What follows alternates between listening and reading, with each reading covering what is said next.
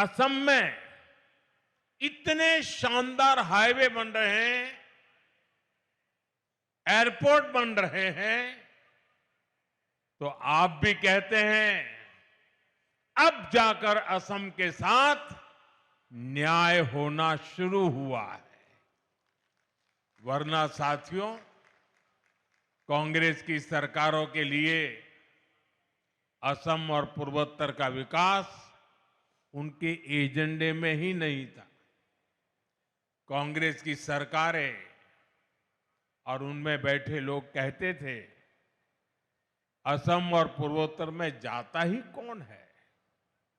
कांग्रेस कहती थी, असम को, पूर्वोत्तर को आधुनिक एयरपोर्ट की, हाईवेज और बेहतर रेलवेज की जरूरत क्या है।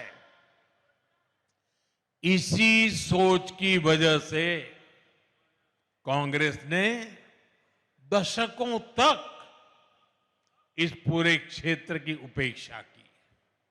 साथियों, कांग्रेस 6-7 दशक तक जो गलतियां करती रही और मोदी एक एक करके उसको सुधार रहा है। मोदी कहता है, कांग्रेस वाले नॉर्थ ईस्ट जाएं या न जाएं, मुझे तो नॉर्थ ईस्ट और असम आते ही अपने लोगों के बीच होने का एहसास होता है। मोदी के लिए असम का विकास ये जरूरत भी है, जिम्मेदारी भी है और इसकी जवाबदेही भी है। और इसलिए साथियों, बीते 11 वर्षों में असम और नॉर्थ ईस्ट के लिए लाखों करोड़ रुपयों की विकास परियोजनाएं शुरू हुई है। आज असम आगे भी बढ़ रहा है और नए कीर्तिमान भी गढ़ रहा है। कांग्रेस के समय में असम में बिना पर्ची, बिना खर्ची के सरकारी नौकरी मिलना असंभव था। लेकिन आज यहां हजारों युवाओं को बिना पर्ची, बिना खर्ची नौकरी मिल रही है। भाजपा की सरकार में असम की संस्कृति को हर मंच पर बढ़ावा दिया जा रहा है। बांस असम के जीवन का अभिन्न हिस्सा है। वो यहां मजबूती भी दिखाता है और खूबसूरती भी। और दिल्ली में बैठे हुए भूतकाल की सरकारों को ये बंबू क्या है इसकी पहचान भी नहीं थी। आप हैरान होंगे, 2014 में आपने मुझे काम दिया, उसके पहले हमारे देश में एक कानून था। ये कानून ऐसा था कि आप बंबू को काट नहीं सकते। अब कोई मुझे समझाए भाई, क्यों? क्योंकि उन्होंने कह दिया बंबू एक ट्री है, वृक्ष है, और जब एक बार वृक्ष कह दिया तो फिर सारे दरवाजे बंद हो गए। जबकि बाम्बू दुनिया मानती है कि ये एक पौधा है, और हमने कानून हटाया और ग्रास की कैटेगरी में जो सचमुच में बंबू की पहचान है उसमें लाया, और तब जाकर के आज ये बाम्बू से इतनी बड़ी भव्य इमारत निर्माण हुई है। और आज अगर आप सोशल मीडिया देखोगे तो दुनिया भर में भारत के एयरपोर्ट की रचनाओं की चर्चा हो रही है। आज भारत को देखने का दुनिया का नजरिया बदला है। और भारत की भूमिका भी बदली है। भारत अब दुनिया की तीसरी सबसे बड़ी अर्थव्यवस्था बनने जा रहा है। 11 साल के भीतर भीतर ये कैसे हुआ? साथियों, इसमें बहुत बड़ी भूमिका आधुनिक इंफ्रास्ट्रक्चर के विकास की है। भारत 2047 की तैयारी कर रहा है। विकसित भारत के संकल्प को सिद्ध करने के लिए हम इंफ्रास्ट्रक्चर पर फोकस कर रहे हैं। आजादी के बाद के 6-7 दशक में यहां केवल 3 बड़े पुल बन पाए थे, लेकिन पिछले 1 दशक में 4 नए मेगा ब्रिज पूरे किए गए हैं। इनके अलावा कई ऐतिहासिक परियोजनाएं आकार ले रही है। बोगीबील और ढोला सदिया जैसे सबसे लंबे पुलों ने असम को रणनीतिक रूप से और अधिक सशक्त बना दिया है। साथियों, कांग्रेस की सरकारों ने असम और पूर्वोत्तर को विकास से दूर रखने का जो पाप किया था, उसका बहुत बड़ा खामियाजा देश की सुरक्षा, एकता और अखंडता को उठाना पड़ा। कांग्रेस की सरकारों में हिंसा का दौर दशकों तक फलता फूलता रहा। हम केवल 10-11 साल के भीतर उसे खत्म करने की तरफ बढ़ रहे हैं। पूर्वोत्तर में पहले जहां हिंसा और खून खराबा होता था, आज वहां 4G और 5G टेक्नोलॉजी से डिजिटल कनेक्टिविटी पहुंच रही है। जो जिले कभी हिंसाग्रस्त माने जाते थे, आज वो आकांक्षी जिलों के रूप में विकसित हो रहे हैं। आने वाले समय में यही इलाके इंडस्ट्रियल कॉरिडोर भी बनेंगे।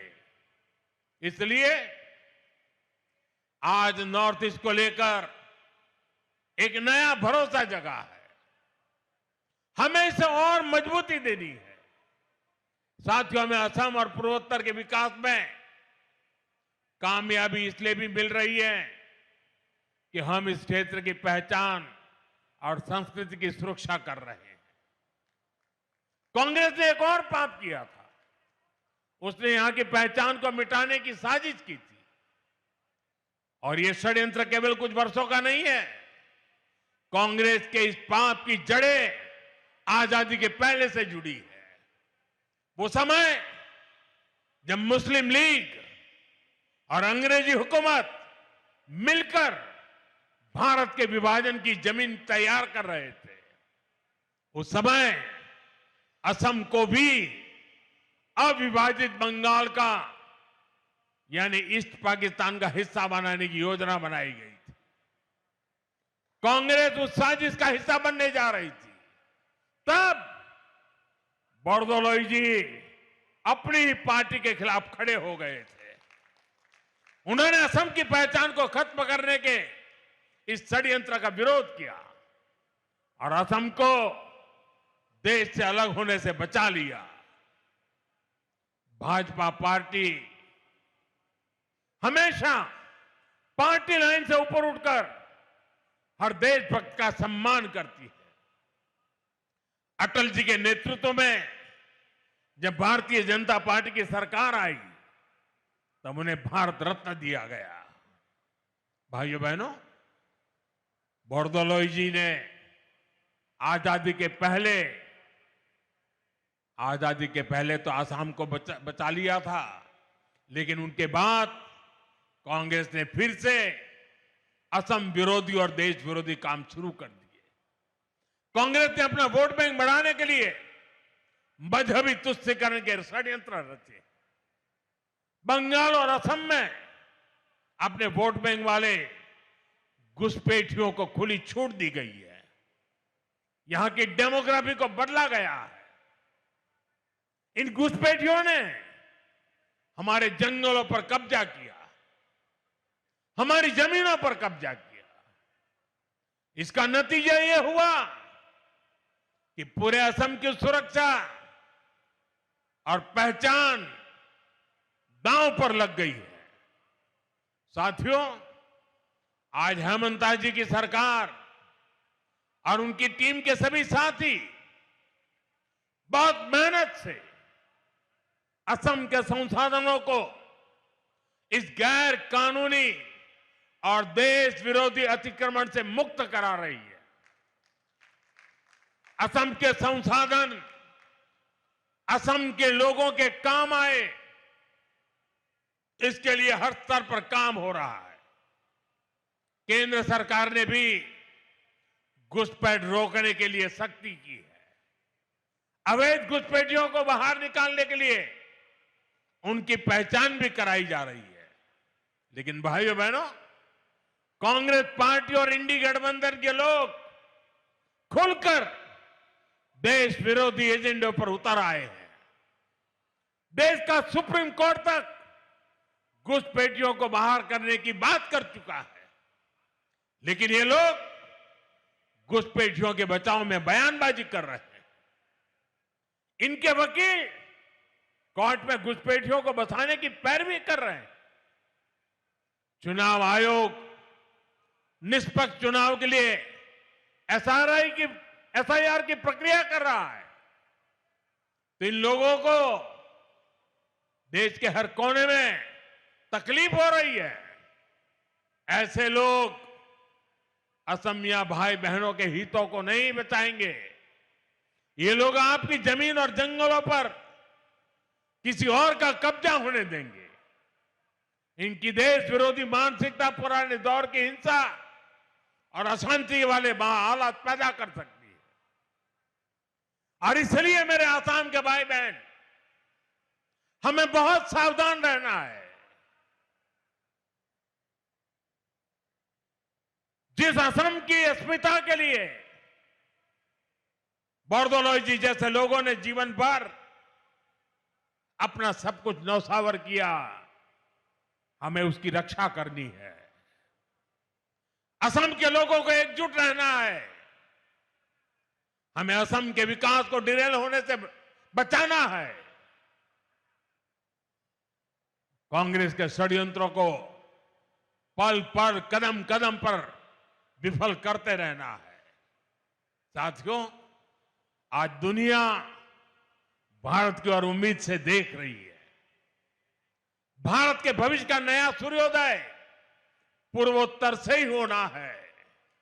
इसके लिए हमें साथ मिलकर अपने सपनों के लिए काम करना होगा। हमें असम के विकास को सबसे आगे रखकर चलना होगा। मुझे विश्वास है हमारे सामूहिक प्रयास असम को नई ऊंचाई पर ले जाएंगे। हम विकसित भारत के सपने पूरा करेंगे और विकसित असम से विकसित भारत का रास्ता बनने वाला है।